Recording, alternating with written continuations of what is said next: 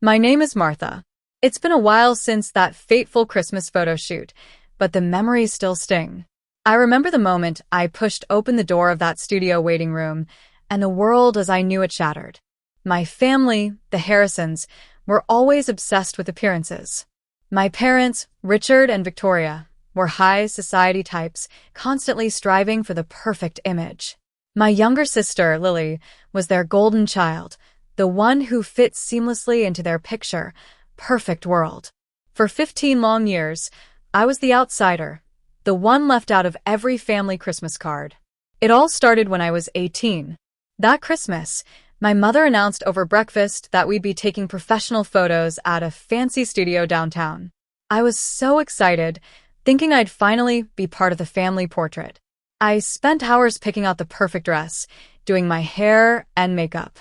But when we got to the studio, my hopes were crushed. My mother smiled that fake smile she reserved for strangers and said, "Martha, you're just here to watch, sweetie." My father grabbed my arm and led me into the hallway. "You don't photograph well with us, Martha.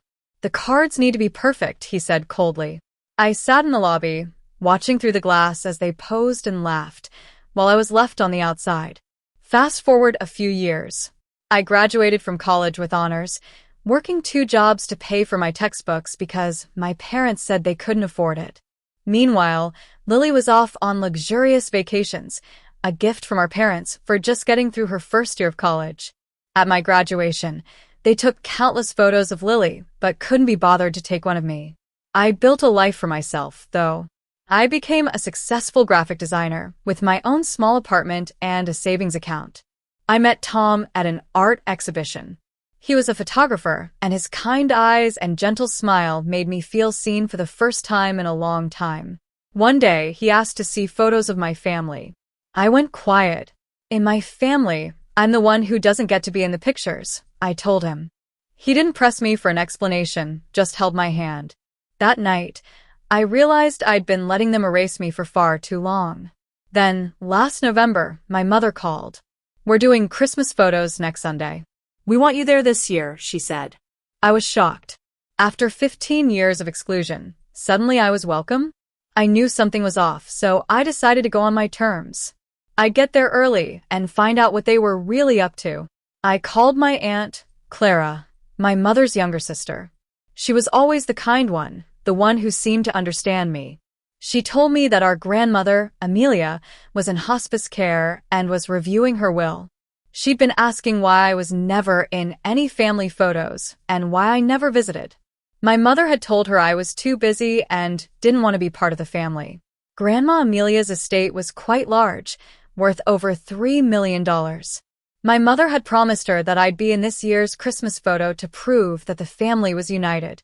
It was all a lie, a ploy to get Grandma to sign the will. I was furious. I decided to expose them. I'd been collecting every Christmas card my family sent out since that first year I was excluded. I put them in an album along with photos of me from each year and included copies of the letters Grandma had sent me over the years that I'd never received.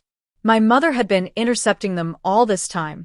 On the day of the photo shoot, I arrived at the studio 30 minutes early. I slipped in through the side entrance and heard my parents and Lily talking in the waiting room.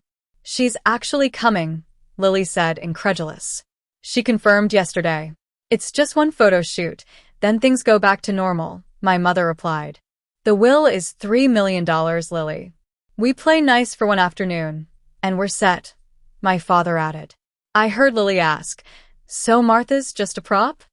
My mother laughed softly. "She's always been a prop, sweetie. She just never knew it." I couldn't believe what I was hearing. I pushed open the door, and they all looked at me in shock. I confronted them, telling them I'd heard everything. They tried to make excuses, but I wasn't having it. I walked out, and Tom was waiting for me outside. We drove straight to Aunt Clara's. She agreed to take the album to Grandma Amelia. 3 days later, Aunt Clara called. Grandma saw it. She was furious. "She's making changes to her will," she said. A few weeks later, I went to see Grandma at the hospice. She held my hand and said, "My dear Martha, they kept you from me. I'm so sorry." She'd written letters to everyone, explaining why she was changing the will. My parents and Lily were livid. Lily called me in the middle of the night, screaming at me for ruining the family. My father called the next morning, trying to negotiate with me, but I refused. After Grandma Amelia passed away, the estate was settled. My parents and Lily got far less than they expected, while Aunt Clara and I received a significant portion. But the money wasn't the point. The point was that I'd finally been seen, and the cycle of exclusion in my family was broken.